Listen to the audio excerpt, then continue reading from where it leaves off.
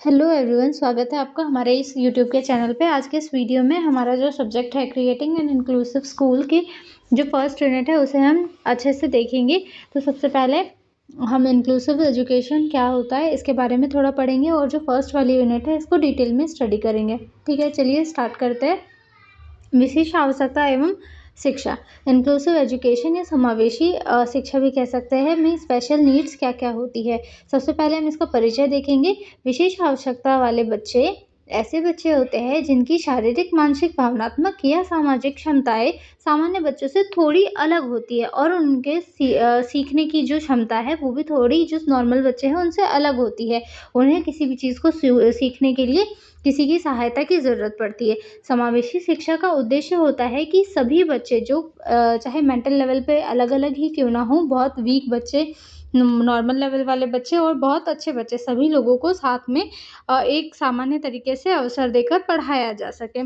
ठीक है, सबसे पहले हम ये देखेंगे कि विशेष आवश्यकता वाले बच्चों के प्रकार कौन-कौन से हो सकते हैं, कौन-कौन से बच्चे विशेष आवश्यकता वाले बच्चे कहला सकते हैं। सबसे पहला आ जाता है दृष्टिबाधित, विजुअली इम्पेयर्ड बच्चे जिन्हें देखने में कठिनाई होती है। दूसरा आता है श्रवण बाधित, हियरिंग इम्पेयर्ड बच्चे जिन्हें सुनने में कठिनाई होती है। शारीरिक दिव्यांग, फिजिकली डिसेबल्ड जिन्हें चलने फिरने में समस्या होती है। बौद्धिक अक्षमता, इंटेलेक्चुअल डिसेबिलिटी जिनके जो सीखने की गति होती है वो बहुत कम होती है या उन्हें कोई भी चीज़ बहुत धीरे धीरे आराम से समझ में आती है। भावनात्मक एवं व्यवहारिक समस्याएं, इमोशनल एंड बिहेवियरल डिसऑर्डर्स, जैसे उनको इमोशनली बहुत वीक होते हैं या बहुत ज़्यादा उन्हें समस्याएं होती हैं। ठीक है, अगला आता है प्रतिभाशाली बच्चे, गिफ्टेड चिल्ड्रन जिनकी क्षमता सामान्य से अधिक होती है लेकिन हो सकता है वो पढ़ाई में नहीं हो या किसी एक फील्ड में वो बच्चा बहुत अच्छा कर रहा होता है। ठीक है, अब हम देखेंगे कि समावेशी शिक्षा का अर्थ क्या होता है। समावेशी शिक्षा का मतलब होता है कि सभी बच्चों को, चाहे वो किसी भी प्रकार की क्षमता या अक्षमता रखते हो, उन्हें एक ही कक्षा में एक ही साथ अच्छे से पढ़ाया जाए और उनकी आवश्यकताओं के अनुसार उन्हें शिक्षा दी जाए। मतलब ये जितने भी हमने यहाँ पर विशेष आवश्यकता वाले बच्चे देखे, वो सारे बच्चे अगर मान लो नॉर्मल बच्चों के साथ भी आ जाते हैं तो हमें पूरी क्लास के बच्चों को देखते हुए, उनकी आवश्यकताओं को देखते हुए उन्हें शिक्षा देनी है एक साथ में। ठीक है, यहाँ पर हिंदी और इंग्लिश दोनों में ही कंटेंट मिल जाएगा आपको। अब हम देखेंगे समावेशी कक्षा में शिक्षक की भूमिका क्या होती है। अब ऐसी कक्षा जहाँ पर हम समावेशी तरीके से सभी बच्चों को शिक्षण प्रदान कर रहे हैं, वहाँ पर से एक शिक्षक की भूमिकाएं क्या होनी चाहिए।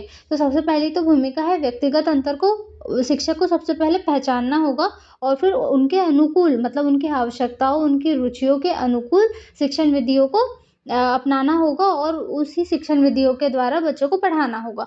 और उसके साथ-साथ में अब जिस प्रकार के स्टूडेंट हैं, उनकी आवश्यकताओं के अकॉर्डिंग हमें सहायक उपकरणों का भी उपयोग करना पड़ेगा। जैसे अगर कोई बच्चा है जिन्हें दिखाई नहीं दे रहा है तो ब्रेल वाली जो चीज़ें हैं, अगर कोई बच्चा जिसे सुनाई नहीं दे रहा है तो हियरिंग एड का यूज़ करना पड़ेगा और एक सकारात्मक वातावरण बनाना पड़ेगा ताकि कोई भी बच्चा अपने आप को उस वातावरण में कम नहीं समझे और एक्टिवली पार्टिसिपेट करके पढ़ाई में इन्वॉल्व हो सके। माता-पिता और विशेषज्ञों से सहयोग और साथ ही में उस टीचर को माता-पिता, बच्चों के जो पेरेंट्स हैं उनसे और जो विशेषज्ञ है जो इन सारी चीज़ों में ज़्यादा अच्छे से जानकारी रखते हैं उनसे भी सहयोग लेना चाहिए। समावेशी शिक्षण में रणनीतियाँ क्या-क्या होनी चाहिए वो देख लेंगे। डिफरेंशिएटेड इंस्ट्रक्शंस, छात्रों के अनुसार उन्हें पढ़ाना पड़ेगा सबसे पहले तो टीचर को, और ये बहुत ज़्यादा ज़रूरी है। ग्रुप लर्निंग, ताकि बच्चे एक दूसरे के साथ चीज़ें सीखते हैं तो अगर वो ग्रुप में चीज़ें बताएँगे जो टीचर, तो बच्चे ज़्यादा अच्छे तरीके से सीख सकेंगे और सभी की एक दूसरे के प्रति संवेदनशीलता भी बढ़ेगी। यूज़ ऑफ आईसीटी, मतलब ऐसी आईसीटी का यूज़ करके, जैसे ऑडियो विजुअल एड्स वगैरह, इन सारी चीज़ों का, कंप्यूटर का या नई-नई टेक्नोलॉजी का यूज़ करके भी अगर टीचर पढ़ाते हैं तो टीचिंग ज़्यादा प्रभावशाली बनती है। एक्टिविटी बेस्ड लर्निंग मतलब जिसमें स्टूडेंट ज़्यादा एक्टिवली पार्टिसिपेट हो सके। मान लो अगर कोई आपको एक छोटा-सा टॉपिक पढ़ाना है, उस टॉपिक को पढ़ाने के लिए आप थ्योरी वाला जो मेथड है वो नहीं अपना के उसे एक एक्टिविटी के थ्रू पढ़ा सकते हैं। पीयर ट्यूटरिंग, मतलब कि जो सहपाठी है वो आपस में एक दूसरे को चीज़ें समझा रहे हैं, इस तरीके से। ठीक है, अब इसमें समावेशी शिक्षा के क्या-क्या लाभ होते हैं। अब हम देखेंगे कि समावेशी शिक्षा में क्या-क्या लाभ होते हैं। सामाजिक समरसता बढ़ती है, आत्मसम्मान में वृद्धि होती है। जब सभी लोग मिल-जुल कर पढ़ते हैं तो सभी लोगों को अपने आप में एक जैसा ही महसूस होता है कि नहीं, हम मतलब एक बच्चा है जो थोड़ा-सा फिज़िकली डिसेबल्ड है, तो वो भी नॉर्मल लोगों के साथ पढ़ रहा है, वो भी चीज़ें समझ रहा है, सीख रहा है, तो उसके आत्मविश्वास में वृद्धि होगी कि हाँ, मैं भी इन सामान्य बच्चों की तरह ही हूँ। सभी बच्चों में सहानुभूति विकसित होती है। जब बच्चे एक-दूसरे के साथ मिल-जुल कर काम करते हैं, तो दूसरों के प्रति सहानुभूति भी उत्पन्न होती है और शिक्षा अधिक प्रभावी बनती है। ठीक है, यहाँ पर मैंने इंग्लिश में role of teacher in inclusive school भी लिखा हुआ है, एडवांटेजेस भी लिखे हुए हैं, लेकिन यहाँ पर चैलेंजेस इंग्लिश में ही लिखे हैं, हिंदी में नहीं लिखे हैं, तो हम चैलेंजेस देख लेते हैं। लैक ऑफ ट्रेन्ड टीचर्स, मतलब कभी-कभी क्या होता है, ऐसे ट्रेन्ड टीचर्स जो इन सारी स्किल्स से निपुण हो, उनका मिलना मुश्किल हो जाता है, और अगर मिल भी जाए या फिर टीचर्स है पर फिर भी रिसोर्सेज़ की अवेलेबिलिटी नहीं हो पाती है, जो भी एक बहुत बड़ा चैलेंज है। लार्ज क्लास साइज़ में ये सारी चीज़ें पॉसिबल नहीं हो पाती है और सभी में इतनी अवेयरनेस नहीं हो पाती है। ठीक है, अब हमारा जो पहला टॉपिक आता है, concept and type of special needs, विशेष आवश्यकताओं की अवधारणा और प्रकार। ठीक है, तो यहाँ पर सबसे पहले हम इसका इंट्रोडक्शन देखेंगे कि शिक्षा के क्षेत्र में हर बच्चा अलग होता है और अलग-अलग तरीके से सीखता है, लेकिन कुछ बच्चों को सीखने, संवाद करने और व्यावहारिक कार्य करने में कठिनाई होती है। देखो, अब हमने जैसे देख लिया कि हर एक बच्चे की अपनी अलग क्षमता होती है, वो अलग तरीके से कार्य करता है और अलग तरीके से सीखता है, लेकिन कभी-कभी क्या होता है, कुछ-कुछ बच्चों को बातें करने में या व्यवहार करने में या शारीरिक तौर पर कठिनाई होती है। ऐसे बच्चों को विशेष आवश्यकता वाले बालक कहा जाता है। ठीक है, चिल्ड्रन विद स्पेशल नीड कहा जाता है। विशेष आवश्यकता शिक्षा का उद्देश्य इन आवश्यकताओं की पहचान करना है और उचित सहयोग प्रदान करना है। ये विशेष आवश्यकता शिक्षा, ऐसे बच्चे जिन्हें विशेष आवश्यकता वाले बच्चे कहलाते हैं ना, इनकी पहचान करना है और उनके अकॉर्डिंग उन्हें आवश्यक शिक्षक सामग्री या देना है या शिक्षा देना है। विशेष आवश्यकताओं की अवधारणा समावेशी शिक्षा से जुड़ी हुई होती है, जिसका उद्देश्य होता है कि सभी बच्चों को एक ही शिक्षण वातावरण में शामिल करना, ताकि कोई भी अपने आप को अधिक या कम नहीं समझे। ठीक है, अगर इसको मैं इस पूरी चीज़ को बहुत छोटे से इसमें बताऊँ कि एक नॉर्मल बच्चा होता है, हर एक बच्चे तो अलग होते हैं हमें पता है, लेकिन कुछ ऐसे भी बच्चे होते हैं जो पूरे तरीके से जिनका विकास नहीं हो पाता है। अब ऐसे बच्चों की पहचान करने के लिए हमें विशेष आवश्यकता वाली शिक्षा की ज़रूरत होती है, और ये शिक्षा का काम क्या होता है, ऐसे बच्चों को ढूँढना। और इसमें समावेशी शिक्षा क्या करती है कि सारे बच्चों को, चाहे वो फिज़िकली डिसेबल्ड हो या फिर जिसकी बुद्धि का विकास नहीं हुआ हो या साधारण बच्चा हो, सभी बच्चों को एक ही जगह पर उनका विकास करना, उन्हें शिक्षा देना। ठीक है, अब अगला आता है कॉन्सेप्ट ऑफ स्पेशल नीड्स, विशेष आवश्यकताओं की क्या अवधारणाएँ हैं। ठीक है, हम यहाँ पर हिंदी का मैं आपको समझा रही हूँ, इंग्लिश का अगर एक बार सिर्फ आप इसको सुनने के बाद में रीड भी करेंगे तो भी आपको अच्छे से समझ में आ जाएगा। विशेष आवश्यकताएँ उन बच्चों की शैक्षिक ज़रूरतों को दर्शाती है जिन्हें शारीरिक, मानसिक और भावनात्मक या सीखने से जुड़ी कठिनाइयों के कारण अतिरिक्त सहायता की आवश्यकता होती है। ये आवश्यकताएँ अस्थायी या स्थायी हो सकती हैं। देखो, अब ऐसे में बच्चों को किन-किन चीज़ों की आवश्यकता होती है, इन्हें अलग से शिक्षण विधियों की आवश्यकता होती है, क्योंकि ये साधारण बच्चों के ये जैसे नहीं सीख पाते हैं। अनुकूलित शिक्षण सामग्री की, मतलब इन्हें जिन चीज़ों की आवश्यकता होती है, उन शिक्षण सामग्रियों का उपयोग करके हमें उन्हें पढ़ाना होता है, सिखाना होता है। अतिरिक्त समय और सहायता की भी बहुत ज़्यादा आवश्यकता होती है, क्योंकि इनकी जो सीखने की स्पीड है वो बहुत ज़्यादा स्लो होती है। यह भावनात्मक और सामाजिक समर्थन, इन्हें इमोशनली भी बहुत ज़्यादा पैम्परिंग की आदत होती है, ज़रूरत होती है, और सामाजिक मतलब सोशली भी इन्हें हमें सारे लोगों को इन्हें एक्सेप्ट करना है हमें, ना कि उन्हें एक घृणा की भावना से देखना है। विशेष आवश्यकताएँ कोई कमी नहीं होती है, बल्कि एक भिन्नता है जिसे समझने और सहयोग देने की ज़रूरत है। मतलब ये अगर कोई बच्चा जो डिसेबल्ड है या उसके अंदर कोई भी ऐसी चीज़ है जो विशेष आवश्यकता वाले बालकों के अंदर आती है, तो ये कोई कमी नहीं होती है, ये बस साधारण लोगों से थोड़े से अलग होते हैं। ठीक है, यहाँ पर अगला हम देखेंगे characteristics of children with special needs. विशेष आवश्यकता वाले बालक हैं, उनकी विशेषताएँ देखेंगे। ठीक है, ऐसे बच्चे वे सामान्य बच्चे, ये जो स्पेशल नीड वाले बच्चे होते हैं, ये सामान्य बच्चों की तुलना में थोड़ा स्लो लर्नर होते हैं, चीज़ों को धीरे-धीरे समझते हैं। उन्हें संवाद करने में कठिनाई होती है, मतलब कभी-कभी उन्हें बात करने में झिझक महसूस होती है, या फिर वो चीज़ों को अच्छे से बोल नहीं पाते हैं, या फिर चीज़ों को अच्छे से समझ नहीं पाते, जिसकी वजह से उन्हें बोलने में कठिनाई होती है, या उनके माइंड में तो शायद चल रहा होता है, लेकिन वो चीज़ों को एक्सप्रेस नहीं कर पाते हैं। उनका व्यवहार थोड़ा-सा अलग होता है, या तो वो हँसते रहते हैं या फिर बोल नहीं पाते, अपने आप को एक्सप्रेस नहीं कर पाते अच्छे से। उन्हें बार-बार निर्देश देने की आवश्यकता होती है, मतलब वो एक बार में कोई चीज़ नहीं समझ पाते हैं, इसलिए उन्हें बार-बार चीज़ों को बताना पड़ता है ताकि वो उस चीज़ को समझ सकें और सीख सकें। उन्हें सहायक उपकरणों की आवश्यकता होती है। अगर कोई देख नहीं सकता है तो उसे ब्रेल वाले एड की आवश्यकता होगी। अगर कोई सुन नहीं सकता है तो उसे हियरिंग एड की आवश्यकता होगी। अगर कोई चल नहीं सकता है तो उसे व्हीलचेयर की आवश्यकता होगी। इस तरीके से उन्हें ऐसे अलग आवश्यक उपकरणों की आवश्यकताएँ होती है। अब हम आगे देखेंगे टाइप्स ऑफ स्पेशल नीड्स, विशेष आवश्यकताओं के प्रकार क्या-क्या हो सकते हैं। सबसे पहला प्रकार आता है फिजिकल डिसेबिलिटी, शारीरिक विकलांगता। अब ये पहला प्रकार है जिसमें क्या होता है, शरीर का विकास पूर्ण रूप से नहीं हो पाता है। अब ये किसी बीमारी की वजह से हो सकता है, ये जन्मजात भी हो सकता है या जन्म के बाद भी हो सकता है, ठीक है। अब इसमें दिक्कत क्या आती है, चलने-फिरने में कठिनाई आती है, सेरेब्रल पॉलिसी मतलब ये जो हमारी ये जो स्पाइनल कॉर्ड होती है उसमें भी प्रॉब्लम की वजह से ये समस्या देखने को मिल सकती है, या तो फिर मांसपेशियों की कमी की वजह से भी ये समस्या हमें देखने को मिल सकती है। अब ऐसे में बच्चों को सहायक उपकरण की आवश्यकता होती है। अगर वो थोड़ा भी चल रहे हैं तो उन्हें बैसाखी की ज़रूरत पड़ती है, और अगर लकड़ी की ज़रूरत पड़ेगी, बैसाखी नहीं तो फिर लकड़ी, और अगर बच्चे बिल्कुल ही नहीं चल पा रहे हैं तो फिर उन्हें व्हीलचेयर की आवश्यकता होगी, ठीक है। अगला आता है सेंसरी डिसेबिलिटीज़, मतलब संवेदी विकलांगता। इसमें क्या होता है, विजुअल इम्पेयरमेंट हो सकता है, दृष्टिबाधित जिसमें देखने में कठिनाई होती है, या फिर पूर्ण रूप से अंधता होती है, मतलब कंप्लीट ब्लाइंडनेस होती है जिसमें बच्चा कुछ भी नहीं देख पाता है।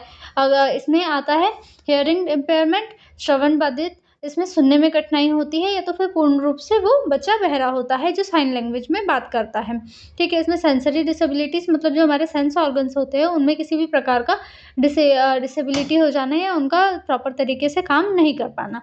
अगला आता है इंटेलेक्चुअल डिसेबिलिटीज़, इसमें बौद्धिक विकलांगता आती है।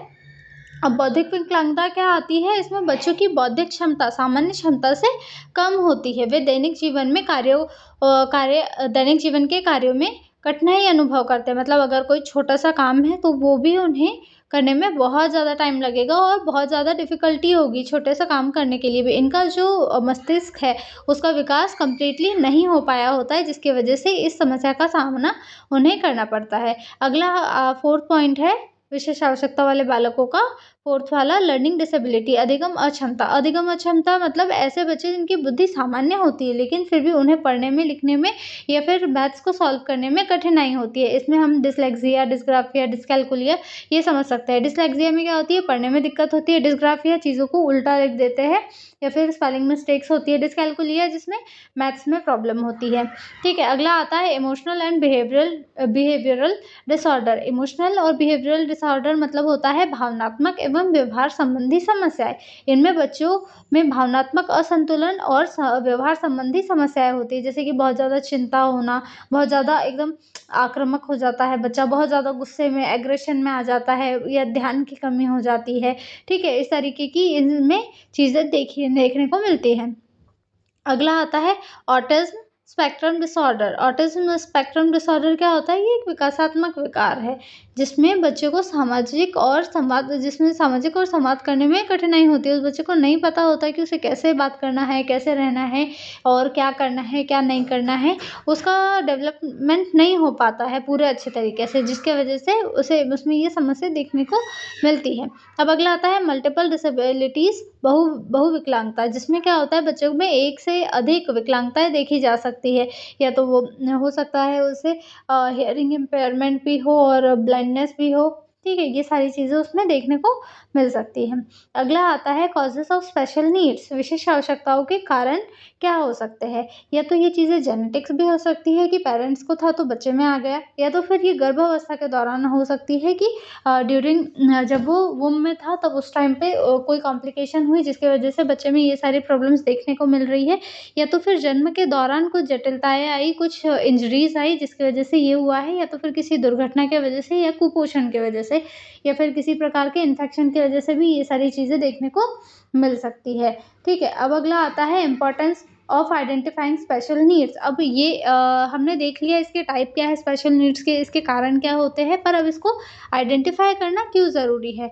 सबसे पहला है तो हेल्प इन अर्ली इंटरवेंशन, प्रारंभिक हस्तक्षेप में सहायता। मतलब अगर हम शुरू में ही इस चीज़ को डिटेक्ट कर लेंगे तो उसके डेवलपमेंट में हम अलग तरीके से उसकी सहायता करके उसके डेवलपमेंट को ज़्यादा अच्छे से वो करवा सकते हैं कि उसे सारी फैसिलिटीज़ प्रोवाइड करवाएंगे तो बच्चे का मानसिक विकास और बौद्धिक विकास ज़्यादा अच्छे तरीके से हो सके। इम्प्रूव लर्निंग आउटकम, सीखने के परिणाम बेहतर होते हैं। अब अगर पहले ही देख लिया जाए कि ये बच्चा स्पेशल नीड वाला है तो स्पेशल नीड वाले बच्चे को उसकी आवश्यकता के अनुसार सारे जो रिसोर्सेस है वो प्रोवाइड करवा दिए जाएंगे, जिसके वजह से वो उन रिसोर्सेस का उपयोग करके अच्छे तरीके से चीज़ों को लर्न कर सकेगा, समझ सकेगा। अगला आता है रिड्यूस फ्रस्ट्रेशन इन चिल्ड्रन, बच्चों में निराशा कम होती है। अब शुरू से ही बच्चे को ऐसा इन्वायरमेंट दिया जाता है और ऐसा फील कराया जाता है कि वो नॉर्मल बच्चा है, तो उसमें फ्रस्ट्रेशन या फिर अंडर कॉन्फिडेंस जैसी चीज़ें नहीं आ पाती है। Help teachers plan better strategies, बच्चों में निराशा कम होती है और टीचर को ये मतलब यहाँ पे हिंदी मीनिंग इसका गलत लिखा हुआ है, बच्चों में निराशा डबल हो गया है। आप इसके ऐसे मैं वर्बली समझा देती हूँ, समझ लीजिए। Help teachers to plan better strategies, अगर टीचर को पता चल जाएगा कि इस बच्चे को किस टाइप की स्पेशल नीड्स की ज़रूरत है तो टीचर उसकी आवश्यकताओं के अनुसार चीज़ें प्लान कर पाएगा, जिससे ज़्यादा अच्छे तरीके से बच्चे को लाभ मिल पाएगा। अगला आता है शिक्षक की भूमिका, शिक्षक की क्या क्या भूमिका होती है इसमें। बच्चों की आवश्यकताओं को पहचानना सबसे पहली बात, तो उसके बाद में समावेशी शिक्षण विधियाँ अपनाना, जिसमें सारी जो पूरी क्लास है वो इन्वॉल्व हो सके और विकास हो सके उनका। भावनात्मक समर्थन देना और साथ ही साथ सभी बच्चों की सहभागिता को बढ़ाना और पाठ्यक्रम को अनुकूलन बनाना, मतलब कि जो बच्चा है बच्चे के अकॉर्डिंग पाठ्यक्रम को बनाना। ऐसा नहीं कि सामान्य पाठ्यक्रम बना दिया और सारे बच्चों को एक जैसा दे दिया, ऐसा नहीं करना है, ठीक है। इस टॉपिक का छोटा सा कंक्लूजन देख लेते हैं हम। विशेष आवश्यकताओं की अवधारणा ये दर्शाती है कि हर बच्चा अलग होता है, उसकी अपनी आवश्यकताएं होती हैं। जैसे कि हमें पता है हर बच्चे को शिक्षा का अधिकार होता है और उसकी ज़रूरतों को समझकर हम एक समावेशी और सहयोगी शिक्षण वातावरण बना सकते हैं। विशेष शिक्षा का उद्देश्य बच्चों को अलग नहीं बल्कि उन्हें शामिल करने की क्षमता का पूर्ण विकास करना होता है। मतलब विशेष शिक्षा देने का उद्देश्य क्या होता है, बच्चे को हम उसके पूर्ण विकास करने में मदद कर रहे हैं। विशेष शिक्षा देने का उद्देश्य ये नहीं होता है कि हम उसको अलग करके अलग से शिक्षा दे रहे हैं और उसको अलग फील करवा रहे हैं, ऐसा नहीं होता है, ठीक है। यहाँ पर हमारा ये टॉपिक कंप्लीट होता है। हमारा सेकंड टॉपिक आता है education of children with special needs and its implications for universalization of elementary education. इसे हिंदी में पढ़ लेते हैं। विशेष आवश्यकताओं वाले बालकों या बच्चों की शिक्षा एवं प्राथमिक शिक्षा में के सार्वभौमिकरण पर इसके प्रभाव, ठीक है। सबसे पहले इसका इंट्रोडक्शन देखेंगे। प्रत्येक बच्चों का मौलिक अधिकार होती है। हमें भी पता है, हमने इसके पहले वाले सब्जेक्ट में पढ़ा है कि शिक्षा पाना सभी बच्चों का मौलिक अधिकार है, लेकिन विशेष आवश्यकताओं वाले बच्चों को शिक्षा प्राप्त करने में बहुत सारी प्रॉब्लम्स का सामना करना पड़ता है। वो फिजिकल भी हो सकती है, सोशल भी हो सकती है, ऑर्गेनाइजेशन में भी बहुत सारी जैसे स्कूल जा रहा बच्चा, स्कूल में बहुत सारी समस्याओं का सामना करना पड़ सकता है।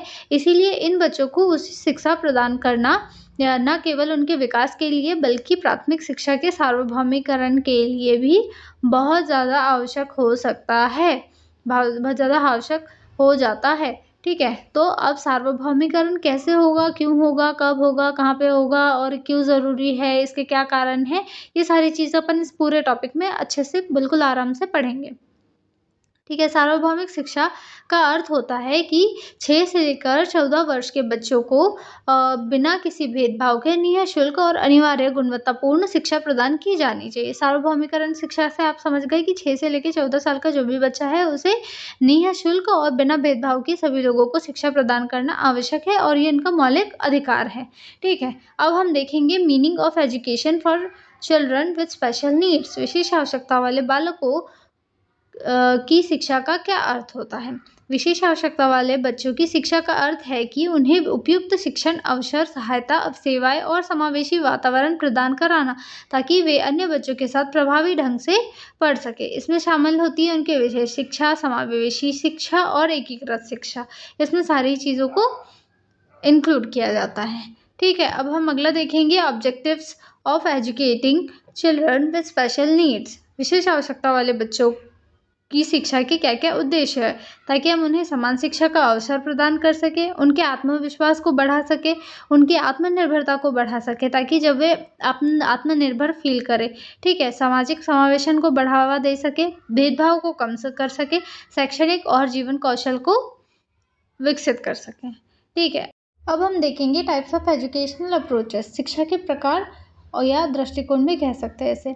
सबसे पहला आता है यहाँ पर एजुकेशन, स्पेशल एजुकेशन, विशेष शिक्षा। अब इस विशेष शिक्षा में क्या होता है, इसमें क्या होता है, ऐसी शिक्षा जो विशेष रूप से विकलांग बच्चों के लिए अलग विद्यालय में दी जाती है, जिसमें कि सारे विकलांग बच्चों की आवश्यकता के अनुसार उन्हें शिक्षा दी जाती है। इंटीग्रेटेड शिक्षा, एकीकृत शिक्षा, मतलब विशेष आवश्यकता वाले बच्चे सामान्य विद्यालयों में पढ़ते हैं, लेकिन उन्हें कुछ अतिरिक्त सहायता मिलती है। मतलब नॉर्मल बच्चों के साथ ही पढ़ेंगे वे, लेकिन उन्हें कुछ अलग से स्पेशल मतलब उनकी आवश्यकता के अनुसार चीज़ें दी जाती है, ताकि वो आसानी से चीज़ों को समझ सके या उनके लिए ज़्यादा डिफ़िकल्टी नहीं हो। अगला आता है समावेशी शिक्षा, इंक्लूसिव एजुकेशन। इंक्लूसिव एजुकेशन में ये होता है कि सभी बच्चे, चाहे उनकी क्षमता कुछ भी हो, एक ही कक्षा में साथ मिलकर पढ़ते हैं।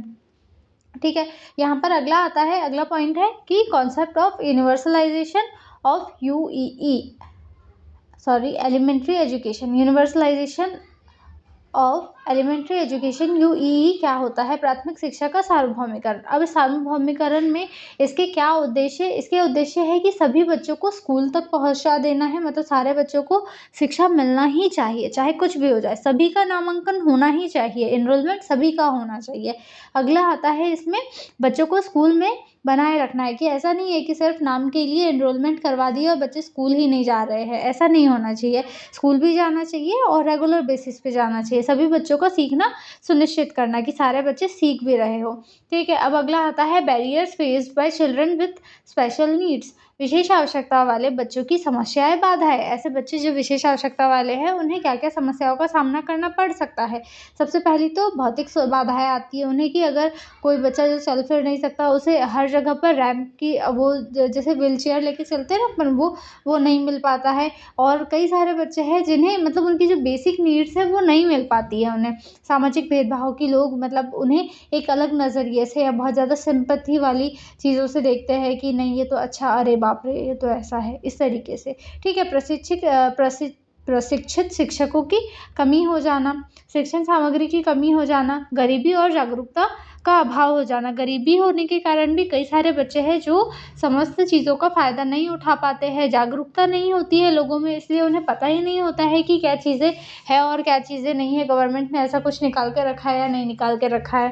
ठीक है, अब हम आगे देखेंगे implications of special needs education for UEE. विशेष आवश्यकता शिक्षा का यूईई पर क्या प्रभाव पड़ा है।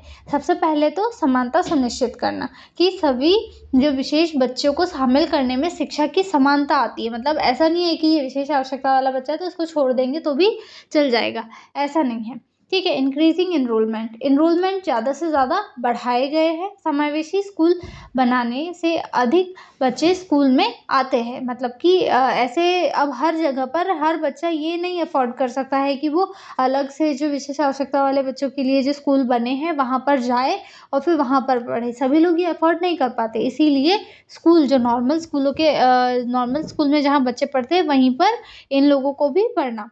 ठीक है, अगला आता है रिड्यूस ड्रॉप आउट रेट्स। इसमें क्या होता है, सहयोगी वातावरण देना ताकि बच्चे बीच में स्कूल नहीं छोड़े। इम्प्रूविंग क्वालिटी ऑफ एजुकेशन, शिक्षा की गुणवत्ता बढ़ाना। इसमें क्या होता है, समावेशी शिक्षा में सभी के लिए शिक्षण बेहतर तरीके से देना होता है और एक अच्छी क्वालिटी के साथ देना होता है। सिर्फ ऐसा नहीं है कि बहुत सारे बच्चों को हमने इकट्ठा कर लिया और बस नाम के लिए एनरोलमेंट करवा दिए, नहीं, उन्हें क्वांटिटी ऑफ एजुकेशन भी देनी होती है। अगला आता है प्रमोटिंग सोशल जस्टिस, सामाजिक न्याय। यह समान अधिकार और न्याय को बढ़ावा देता है और सभी लोगों को उनके अधिकार प्राप्ति में मदद करता है। अगला आता है role of teachers in inclusive education. Inclusive education में टीचर की क्या भूमिकाएं होती है। इसमें सबसे पहले तो टीचिंग को बालक केंद्रित बनाना और ऐसी ही शिक्षण विधियों को अपनाना जो बालक केंद्रित हो। शिक्षण विधियों को अनुकूलन बनाना, मतलब उनकी आवश्यकताओं के अनुसार शिक्षण करवाना। व्यक्तिगत ध्यान देना, हर बच्चे को इंडिविजुअल अटेंशन देना और उनकी आवश्यकताओं को समझना। सहभागिता को बढ़ाना, मतलब ज़्यादा से ज़्यादा लोग पार्टिसिपेट करें, ज़्यादा से ज़्यादा बच्चे एक्टिवली पार्टिसिपेट करें, इन सारी चीज़ों को इंश्योर करना। मेंटेनिंग पॉजिटिव एटीट्यूड, एक सकारात्मक दृष्टिकोण रखना, चाहे वो बच्चा कैसा भी हो, उसके प्रति हमें एक शिक्षक होने के नाते एक सकारात्मक दृष्टिकोण रखना होता है। अगला आता है role of school and society. School और सोसाइटी का क्या रोल होता है, हम ये देखेंगे। उचित सुविधाएं उपलब्ध कराना सोसाइटी का ये सर्वप्रथम काम है कि अगर कोई व्यक्ति विशेष आवश्यकता वाला है, बच्चा विशेष आवश्यकता वाला है, तो उसे सभी आवश्यक चीज़ों को उपलब्ध करवाना चाहिए। जागरूकता फैलाना लोगों में कि ऐसे लोगों को बहुत मतलब अलग तरीके की नज़रों से नहीं देखना चाहिए। भेदभाव को समाप्त करना चाहिए और अभिभावकों को शामिल करना चाहिए ताकि उनके जो ग्रोथ में और अच्छे तरीके से काम हो सके। अगला आता है कि स्ट्रेटजीज फॉर इफेक्टिव इम्प्लीमेंटेशन, प्रभावी क्रियान्वयन के लिए हमें और क्या क्या चीज़ें करनी चाहिए। तो सबसे पहले तो शिक्षक प्रशिक्षण, जो टीचर है उन्हें प्रशिक्षित करना पड़ेगा ताकि उन्हें पता चल पाए कि विशेष आवश्यकता वाले बालक कैसे होते हैं, क्या होते हैं, उनके लिए क्या ज़रूरी है, उनकी आवश्यकताओं को कैसे पता करें, विशेष आवश्यकता वाले बच्चों को कैसे पहचानें और फिर पहचानने के बाद में क्या क्या मतलब सारी जो प्रोसेस है वो बतानी। उसके बाद ICT का उपयोग और सहायक तकनीकी का उपयोग, लचीला पाठ्यक्रम बनाना, सतत मूल्यांकन, मतलब कंटिन्यूअस असेसमेंट देखते जाना कि कैसे क्या प्रोसेस हो रही है, कैसे क्या वर्क हो रहा है, नहीं हो रहा है, और सरकारी योजनाओं का लाभ उठाना। ठीक है, विशेष आवश्यकता वाले बालकों की शिक्षा प्राथमिक शिक्षा के सार्वभौमिकरण को प्राप्त करने में महत्वपूर्ण भूमिका निभाती है। इन बच्चों को शामिल किए बिना सभी के लिए शिक्षा का लक्ष्य पूरा नहीं हो सकता। मतलब अब ऐसा तो नहीं है कि ऐसे विशेष आवश्यकता वाले बच्चों को छोड़ दिया और हम ये कहे कि हमने सारे बच्चों को इंक्लूड कर लिया, तो इसमें सारे बच्चे तो इंक्लूड नहीं हुए। ठीक है, अब क्या होता है, समावेशी शिक्षा केवल एक शैक्षिक सुधार नहीं है बल्कि सामाजिक समानता और न्याय की दिशा में एक महत्वपूर्ण कदम है। मतलब हम जब सारे बच्चों को इंक्लूड करेंगे तो हमारा समाज भी आगे बढ़ेगा, सभी लोगों तक शिक्षा पहुंचेगी और सभी लोगों में समानता का मैसेज भी जाएगा और न्याय की दिशा में एक महत्वपूर्ण कदम भी बढ़ेगा। ठीक है, अगला टॉपिक हमारा यहाँ पर आता है अंडरस्टैंडिंग एंड रिस्पेक्टिंग डाइवर्सिटी, विविधता को समझना और उसका सम्मान करना। ठीक है, अब हम सबसे पहले इंट्रोडक्शन के थ्रू देखेंगे कि विविधता क्या होती है। भारत जैसे विविधता से भरे देश में कक्षाओं, अब जैसे विविधता मतलब कि एक देश है जिसमें अलग अलग धर्म, प्रजाति कई सारे लोग रह रहे हैं। ठीक है, अब बाय लुक भी देख सकते हैं कि कोई छोटा होता है, कोई मोटा होता है, कोई फेयर होता है, कोई डार्क स्किन टोन का होता है, ये भी विविधता है एक प्रकार की। कोई मुस्लिम है, कोई सिख है, कोई ईसाई है, कोई हिंदू है, कोई इस तरीके से, और फिर हिंदू में भी बहुत सारी अलग अलग कास्ट होती है, तो ये सारी विविधताएं हैं। ठीक है, तो हमें पता है कि हमारा देश विविधताओं वाला देश है। तो देश में कक्षाओं में विभिन्नता, पृष्ठभूमि, संस्कृति, भाषा, क्षमता और सामाजिक आर्थिक स्थिति में बच्चे होते हैं। ठीक है, जैसे कहाँ पर रह रहे हैं, कौन सी लैंग्वेज है, कौन सी कैपेसिटीज़ है, उनकी सामाजिक स्थिति कैसी है, वास्तविक आर्थिक स्थिति कैसी है, तो इसमें भी बच्चों की स्थिति में विभिन्नताएं देखने को मिलती है। विविधता मानव समाज का एक स्वाभाविक और महत्वपूर्ण हिस्सा है। मतलब ऐसा नहीं है कि सारी चीज़ें एक जैसी इक्वल होगी सभी में, ऐसी कोई चीज़ हो ही नहीं सकती है। और इसे समझना और सम्मान देना एक समावेशी और समान शिक्षा प्रणाली के लिए बहुत ज़्यादा आवश्यक है। मतलब ये जो विविधता है इसे हमने समझना होगा और इसका सम्मान करना होगा। यही जो है समावेशी शिक्षण का बहुत बड़ा एम है। ठीक है, शिक्षा के क्षेत्र में विविधता का अर्थ है विद्यार्थियों के बीच के अंतर को पहचानना, स्वीकार करना और उसका सम्मान करना। मतलब अब यहाँ पे टीचर ये नहीं बोल सकता कि ये देखो ओहो ये कितना ब्राइट स्टूडेंट है और ये देखो ये है कितना डल स्टूडेंट है। नहीं, ये चीज़ नहीं कहनी है किसी भी टीचर को। हाँ, उन्हें जानना है, पहचानना है, उनकी समस्याओं का समाधान करना है और उन्हें आगे बढ़ने के लिए प्रेरित करना है।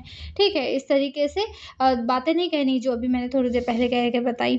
ठीक है, अब हम देखेंगे मीनिंग ऑफ डाइवर्सिटी। डाइवर्सिटी का अर्थ क्या होता है। विविधता का अर्थ होता है व्यक्तियों के बीच के निम्न आधारों ऊपर अंतर होना। अब ये निम्न आधार कौन से, ये कल्चरल है, लैंग्वेज के आधार पे, रिलीजन के आधार पे, जेंडर के आधार पे, एबिलिटीज़ के आधार पे, सोशियो इकोनॉमिक बैकग्राउंड के आधार पे, जैसा हमने ऊपर देखा। ठीक है। अब विविधता के प्रकार क्या क्या हो सकते हैं। कल्चरल डाइवर्सिटी, सांस्कृतिक विविधता, मतलब कि बच्चा के जो बैकग्राउंड है वो उसकी रीति रिवाज अलग हो सकते हैं, उसकी परंपराएं अलग हो सकती है, उसकी मान्यताएं, धारणाएं, मतलब उनके घरों में जैसी चीज़ें चल रही हैं सभी बच्चों के घर में अलग अलग चीज़ें चल सकती है। मान लो कि अगर कोई मुस्लिम है तो उसके मुस्लिम के घर में अलग चीज़ें से बिहेव होता होगा, अलग चीज़ों की परंपरा देखता होगा, उसके घर में अलग मान्यताएँ होगी। कोई पंडित है, पंडित के घर में अलग तरीके की मान्यताएँ होगी, अलग तरीके से चीज़ें होती होगी, अलग-अलग रस्म होती होगी, ठीक है? ये बच्चों के, और ये सारी चीज़ें बच्चों के व्यवहार में भी आती है और उनके सीखने के तरीके को प्रभावित भी करती है।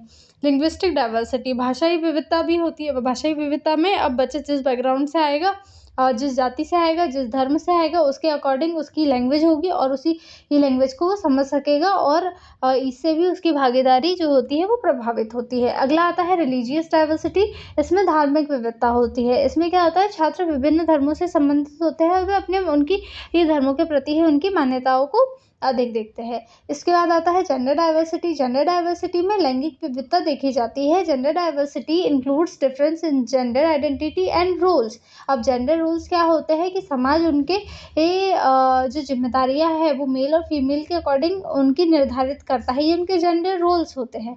ठीक है। अब मेल है, फीमेल है, उनके जेंडर रोल्स क्या क्या है और वो उनके रोल्स उनके आसपास की समाज कैसा है वो समाज डिसाइड करता है। तो अब ये इन सारी ही फैक्टर्स के ऊपर डिपेंड करता है कि मेल है या फीमेल है, उनके आसपास का समाज कैसा है, उनके समाज ने किस प्रकार के जेंडर रोल्स डिसाइड किए हुए हैं। ये सारी ही चीज़ें विविधता के अंतर्गत आती है। ठीक है। अगला आता है इसी में सोशियो इकोनॉमिक डाइवर्सिटी, सामाजिक आर्थिक विविधता।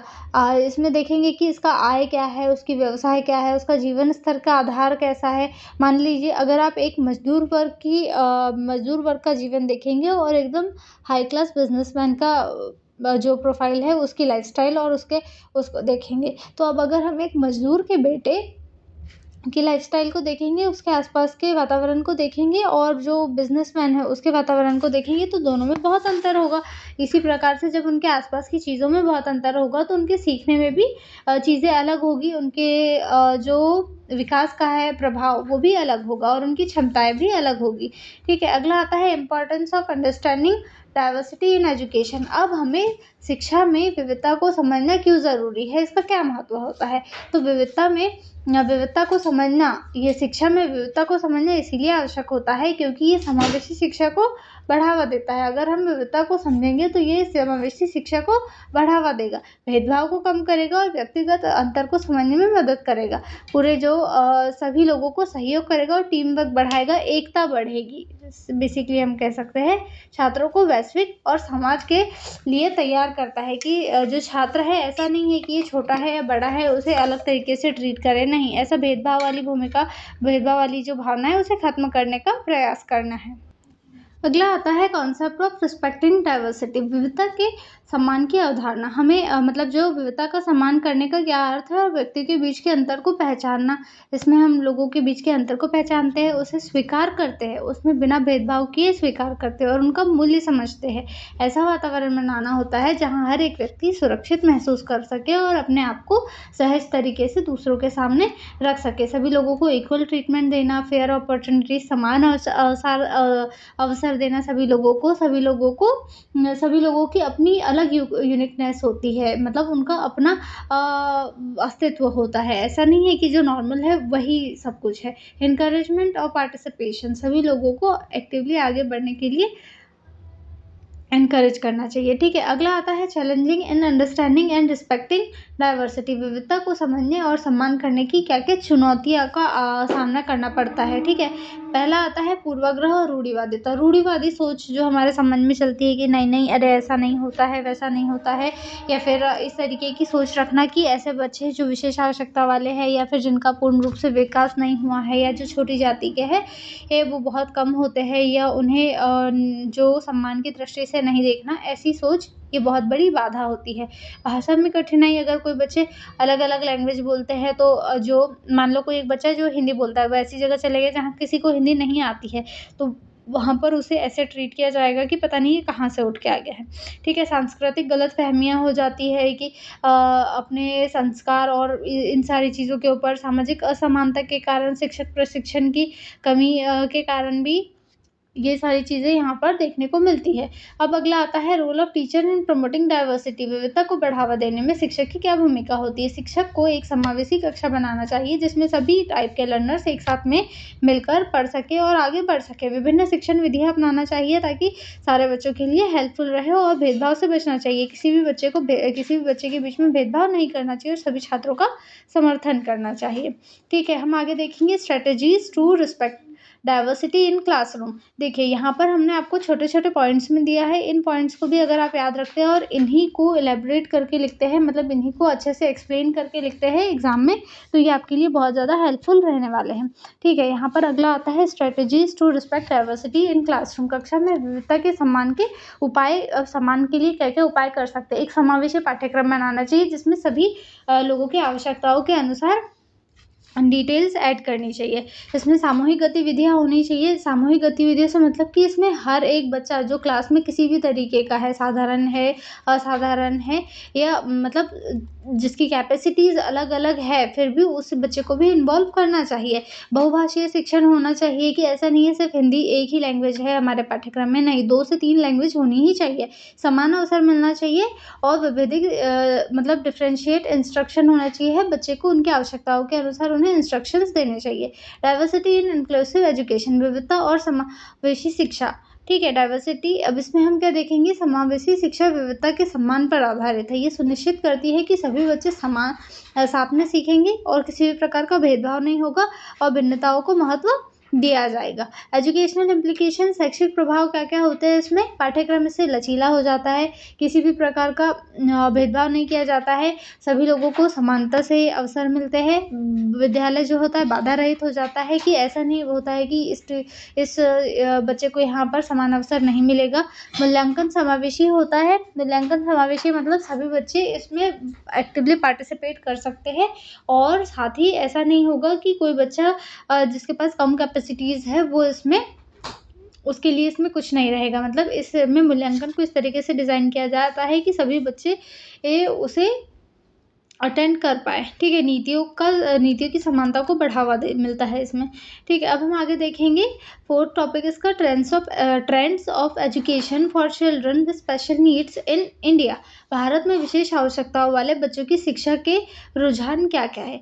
ठीक है, सबसे पहले इसका इंट्रोडक्शन देखते हैं कि भारत में विशेष आवश्यकता वाले बच्चे, चिल्ड्रन विद स्पेशल नीड्स की शिक्षा में समय के साथ बहुत ज़्यादा बदलाव आया है। जैसे कि अगर हम आज से 10 साल पहले पुरानी बात करें तो तब इतने सारी नीतियाँ, इतने सारे अवसर नहीं थे उन लोगों के पास, लेकिन आज के समय में गवर्नमेंट ने उन्हें इतनी सारी फैसिलिटीज़ दी हुई है कि सभी लोगों को आज समान अवसर दिया हुआ है। और इन नीतियों पर अगर बहुत अच्छे तरीके से एक्टिवली काम किया जाए तो ये सभी लोगों को आगे बढ़ने में बहुत अच्छे तरीके से मदद कर सकती है। पहले इन बच्चों को मुख्यधारा की शिक्षा से बाहर रखा जाता था, मतलब साधारण लोगों के साथ इसमें नहीं पढ़ाया जाता था, लेकिन सामाजिक सोच, सरकारी नीतियों और वैश्विक प्रभावों के कारण अब समावेशी शिक्षा की ओर बदलाव आया है और ये रुझान अलगाव का जो सेग्रीगेशन है वो अब एकीकरण में बदल गया है और फिर से समावेशन की ओर बढ़ रहा है। मतलब जो अलगाव हो गया था अब वो सभी इंटीग्रेट हो रहा है, सभी लोगों को साथ में पढ़ने के ऊपर रुझान दिया जा रहा है। ये सभी के लिए शिक्षा के लक्ष्य के अनुरूप है। ठीक, आगे आता है हिस्टोरिकल बैकग्राउंड। ऐतिहासिक पृष्ठभूमि के बारे में हम देखेंगे। पहले के समय में विकलांग बच्चों को या तो नज़रअंदाज कर दिया जाता था या फिर अलग संस्थानों में शिक्षा दी जाती थी और उनकी शिक्षा के अधिकार के बजाय दान के रूप में देखा जाता था कि अच्छा चलो तुम्हें दे देते हैं, ये एक एहसान के तौर पे। लेकिन जैसे जैसे जागरूकता बढ़ते गई वैसे वैसे विशेष विद्यालय, फिर एकीकृत विद्यालय और फिर समावेशी शिक्षा की दिशा में प्रयास किए गए। मतलब पहले उन्हें अलग शिक्षा प्रदान की गई, फिर उन्हें कुछ हद तक एक साथ दिया, फिर उन्हें सभी लोगों को एक साथ ही, मतलब कुछ पहले अलग से विद्यालय रखे, उसके बाद में सभी बच्चों के साथ में रखा, लेकिन उन्हें स्पेशल ट्रीटमेंट्स दिए जाते थे, लेकिन फिर उन्हें सामान्य बच्चों के साथ में शिक्षा प्रदान करने के अवसर मिलने लगे। ठीक है, अगला आता है major trends in education which CW SN in India, Bharat में चिल्ड्रन विद स्पेशल नीड्स की शिक्षा में क्या प्रमुख रुझान हुए हैं। फ्रॉम सेग्रीगेशन टू इंक्लूजन, मतलब अलगाव से समावेशन की ओर। पहले विद्यालय अलग से हुआ करते थे इन लोगों के लिए, लेकिन फिर एकीकृत शिक्षा आई जिसमें सभी लोगों को एक साथ में शिक्षा देने पर जोर दिया गया। फिर राइट बेस्ड अप्रोच, अधिकार आधारित दृष्टिकोण, मतलब पहले शिक्षा को दान माना जाता था कि हर बच्चे पर अब यहाँ पर अधिकार माना जाता है। अगला आता है इंक्लूसिव एजुकेशन। इंक्लूसिव एजुकेशन में क्या होता है, समावेशी शिक्षा का विकास होता है। मतलब समावेशी शिक्षा सभी बच्चों के लिए समान अवसर और सहभागिता सुनिश्चित करती है कि सभी लोगों को समान अवसर मिलने चाहिए और सभी ने एक्टिवली पार्टिसिपेट लेना चाहिए ही चाहिए। द यूज़ ऑफ टेक्नोलॉजी, पहले के टाइम पे टेक्नोलॉजी का उतना यूज़ नहीं होता था, लेकिन यहाँ पर आजकल स्क्रीन रीडर, हियरिंग एड, ऐसे इन सारी चीज़ों के उपयोग से ऐसे बच्चों को भी आसानी से शिक्षा लेने में मदद मिलती है। Teaching, training and capacity building, इसमें हम पढ़ेंगे इंक्लूसिव एजुकेशन। इंक्लूसिव एजुकेशन में क्या है, समावेशी शिक्षा होगी जिसमें सारे बच्चों को समान अवसर दिया जाएगा और समान सहभागिता सुनिश्चित की जाएगी। अगला आता है यूज़ ऑफ टेक्नोलॉजी, तकनीकी का उपयोग किया जाएगा। सहायक तकनीकी जैसे स्क्रीन रीडर हो गया, हियरिंग एड, ये सारी चीज़ें जो सीखने में मदद करेगी वो सारी चीज़ें प्रोवाइड की जाएगी।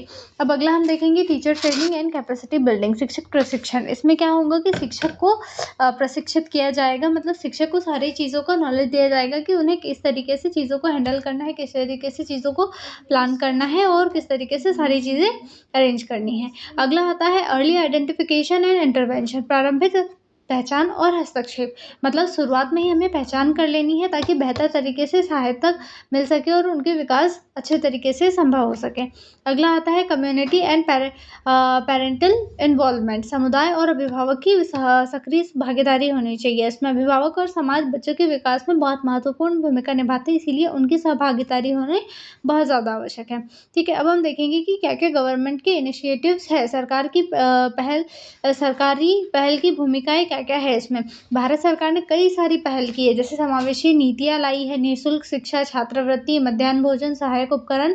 मतलब इसमें क्या है, निःशुल्क शिक्षा मतलब सार्वभौमिकरण के लिए उन्होंने 6 से 14 साल के सारे ही बच्चों को फ्री शिक्षा दिया।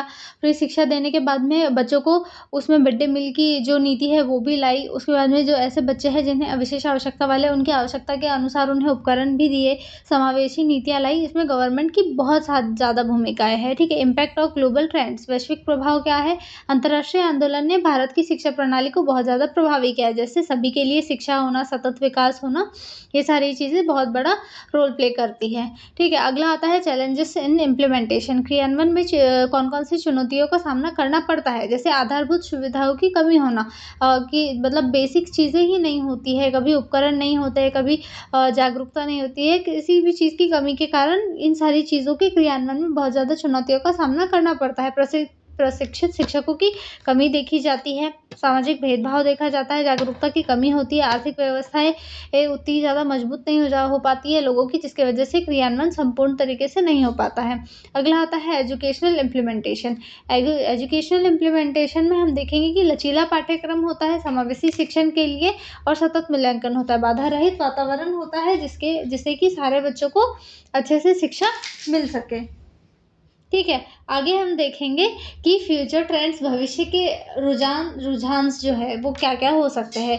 ये ज़्यादा भविष्य में भी ज़्यादा समावेशी शिक्षण को, इंक्लूसिव एजुकेशन पर अधिक जोर दिया गया है और डिजिटली चीज़ों का उपयोग करने पर जोर दिया गया है कि जो टूल्स है और टेक्नोलॉजी है इनका उपयोग किया जाए। बेहतर शिक्षक प्रशिक्षण, टीचर्स को अच्छे तरीके से शिक्षित किया जाए ताकि वो अच्छे तरीके से चीज़ों को, नीतियों को इम्प्लीमेंट कर पाए। मजबूत नीतियाँ बनाई जाए जिसके प्रति सभी लोग जागरूक भी हो, जिसकी इन्फॉर्मेशन सभी लोगों को हो और पूरा समाज जो है वो अच्छे तरीके से जागरूक हो। ठीक है, यहाँ पर हम इसका छोटा सा क्रिस्प फॉर्म में निष्कर्ष देखेंगे। समाज में विशेष आवश्यकताओं वाले बालक की दिशा में समावेश, समानता, सशक्तिकरण की दिशा में सकारात्मक बदलाव देखने को मिल रहा है। मतलब धीरे धीरे चीज़ें बदल रही है, समावेशी शिक्षा बहुत हद तक शामिल हो रही है। चुनौतियां अभी भी है, लेकिन निरंतर प्रयासों से हर एक बच्चे को गुणवत्तापूर्ण शिक्षा मिल पा रही है। ठीक है, अगला हमारा टॉपिक आता है topic number 5, policies, schemes and legislation about education of children with special educational needs. इसमें विशेष आवश्यकता वाले बच्चों की शिक्षा से संबंधित क्या क्या नीतियां हैं, कौन कौन सी योजनाएं हैं और कौन कौन से कानून हैं। ठीक है, ये सारी चीज़ें हम इसमें डिटेल में डिस्कस करेंगे। ठीक है, भारत में विशेष आवश्यकता वाले बच्चे जो है स्पेशल विद स्पेशल नीड, ऐसे बच्चे इनके लिए शिक्षा बहुत ज़्यादा आवश्यक हो जाती है, क्योंकि ये शिक्षा से ही आत्मनिर्भर बन सकते हैं, आत्मविश्वासी बन सकते हैं। तो सरकार ने समय समय पर कई सारी नीतियाँ और इनके लिए योजनाएं और साथ ही कानून भी बनाए हैं, ताकि इन बच्चों को समान शिक्षा का अवसर मिल सके। इन प्रयासों का उद्देश्य ये होता है कि समावेशी शिक्षण को बढ़ावा मिल सके और असमानता को कम किया जाए, और बच्चों के अधिकार को सुनिश्चित कर पाए कि हर एक बच्चे, सार्वभौमिकरण वाला जो अधिकार है कि सभी लोगों को शिक्षा मिल सके, तो उसको सुनिश्चित करना। अब शिक्षा को दान नहीं बल्कि अधिकार के रूप में देखा जाता है। ठीक है, अब इसका meaning of policy, schemes and legislation, इनका क्या अर्थ होता है? पॉलिसी जो सरकार के द्वारा बनाए गए दिशा और निर्देश होते हैं। योजनाएं, नीतियों को लागू करने के लिए जो कानून होते हैं वो जो कार्यक्रम होते हैं वो होती है योजनाएं। और कानून क्या होते हैं? कानूनी प्रावधान जो पालन करने के लिए अनिवार्य होते हैं, जिन्हें पालन करना अनिवार्य रूप से होता है। ठीक है, सबसे मेजर एजुकेशनल पॉलिसीज़ देख लेंगे हम यहाँ पर। नेशनल एजुकेशन पॉलिसी 1986 NEP, इस नीति में क्या होता है? विकलांग बच्चों की शिक्षा पर जोर दिया जाता है और एकीकृत शिक्षा की अवधारणा को बढ़ावा दिया जाता है। अगला आता है प्रोग्राम ऑफ एक्शन POA 1992, इसमें क्या होता है? NEP 1986 को लागू करने के लिए दिशा और निर्देश दिए गए और समावेशी शिक्षा पर जोर दिया गया। अगला आता है NCF 2005, इसमें समावेशी शिक्षा और बालक केंद्रित शिक्षण पर जोर दिया गया। अगला आता है नेशनल एजुकेशन पॉलिसी NEP 2020, इसमें समावेशी शिक्षा को बढ़ावा दिया गया और विशेष बच्चों को सामान्य विद्यालयों में शामिल करने पर जोर दिया गया। ठीक है, अब कुछ जो स्पेशल स्कीम है उन स्कीमों के बारे में हम पढ़ेंगे कि चिल्ड्रन विद स्पेशल नीड, इनके लिए क्या क्या स्कीम बनाई गई है। सबसे पहले आती है सर्व शिक्षा अभियान। सर्व शिक्षा अभियान में फ्री एजुकेशन और साथ ही फ्री असिस्टिव डिवाइसेस दी गई, उनकी आवश्यकता के अनुसार रिसोर्स टीचर्स भी दिए गए। इसमें बच्चों को सभी प्रकार की प्राथमिक शिक्षा के लिए सभी आवश्यक चीज़ें दी गई है बच्चों को। इंक्लूसिव एजुकेशन अंडर SSAIED, ठीक है, इंक्लूसिव एजुकेशन सर्व शिक्षा अभियान के अंतर्गत ये इस योजना के रूप में विकलांग बच्चे जो है उन्हें सामान्य स्कूल में शामिल करने के लिए पहल शुरू की गई। राष्ट्रीय माध्यमिक शिक्षा अभियान, इसमें क्या किया गया? शिक्षा में सुधार और विशेष बच्चों को शामिल करने के लिए एक पहल की गई। समग्र शिक्षा अभियान में क्या किया गया? यह एक समेकित योजना है जो कि सभी स्तर पर शिक्षा को कवर करती है और एक समावेशी शिक्षा को बढ़ावा देती है। स्कॉलरशिप स्कीम्स, इसमें ऐसे बच्चे जो विकलांग है या आर्थिक रूप से कमज़ोर है या किसी भी प्रकार के आवश्यकता वाले बच्चे को आर्थिक रूप से मदद की जाती है स्कॉलरशिप के थ्रू। अब आता है मेजर लेजिस्लेशन, कौन कौन से कानून बनाए गए, इन कानूनों को पढ़ेंगे हम यहाँ पर। Right to education act 2019 RTE के तहत 6 से 14 वर्ष के जितने भी बच्चे उन्हें निःशुल्क शिक्षा प्रदान की जाती है। इसके तहत बच्चे प्राइवेट स्कूलों में भी शिक्षा प्रदान ले सकते हैं। ठीक है, पर्सन विद डिसेबिलिटीज़ एक्ट 1995, इसमें क्या होता है? विकलांग व्यक्तियों के अधिकार और अवसरों की रक्षा की जाती है। उन्हें जो उनके अधिकार है उनके लिए जो गवर्नमेंट ने अलग अलग से नीतियाँ बनाई गई है उनकी रक्षा की जाती है। अगला आता है right of person with disability act 2016, इसमें क्या होता है? विकलांग की श्रेणियों को बढ़ाया गया और समावेशी शिक्षा को सुनिश्चित किया गया। Rehabilitation council of India RCI act 1992, इसमें विशेष शिक्षा से जुड़े पेशेवरों के प्रशिक्षण को नियंत्रित करता है। अगला आता है role of government and institution, सरकारी संस्थाओं की क्या भूमिका है? ये नीतियाँ बनाती है, आर्थिक सहायता करती है, क्रियान्वयन पर निगरानी करती है कि सही तरीके से काम चल रहा है नहीं चल रहा है, शिक्षक प्रशिक्षण के लिए कार्य करती है। अगला आता है चैलेंजेस एंड इन इम्प्लीमेंटेशन, क्रियान्वयन में क्या क्या चुनौतियों का सामना करना पड़ता है। जागरूकता की कमी हो जाती है, संसाधनों की कमी हो जाती है, जो कमजोर आधारभूत संरचना होती है, लोगों को जागरूकता की कमी हो जाती है, प्रशिक्षित शिक्षकों की कमी हो जाती है, समाज में भेदभाव जैसी चीज़ें देखने को मिलती है, जिसकी वजह से सुचारू रूप से क्रियान्वयन नहीं हो पाता है। अगला आता है एजुकेशनल इम्प्लीकेशंस, शैक्षिक प्रभाव क्या आता है? समावेशी शिक्षा को बढ़ावा मिला है और सभी लोगों को समान अवसर मिलते हैं और भेदभाव की कमी होती है, शिक्षा की गुणवत्ता में सुधार आता है। यहाँ पर हमने लगभग एक जो फर्स्ट यूनिट है उसको कंप्लीट करने की कोशिश की है। अगर कोई पॉइंट छूट जाता है तो आप कमेंट करके बता सकते हैं, और अगर ये वीडियो हेल्पफुल लगी हो तो हमें ज़रूर बताइए और हमारे चैनल को सब्सक्राइब कीजिए और इस चैनल को लाइक कीजिए, वीडियो को लाइक कीजिए। धन्यवाद।